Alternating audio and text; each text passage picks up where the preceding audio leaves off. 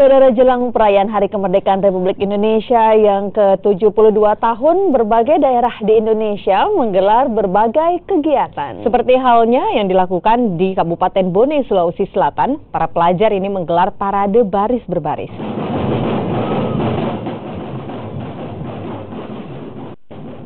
Memeriahkan peringatan ulang tahun kemerdekaan Indonesia yang ke-72 tahun, Sulawesi Selatan tumpah ruah ke jalan menyaksikan parade baris berbaris oleh ratusan pelajar sekota Watampone. Parade baris berbaris oleh pelajar ini juga mendapat sambutan meriah oleh para pejabat pemerintah setempat yang ikut turut menyaksikan.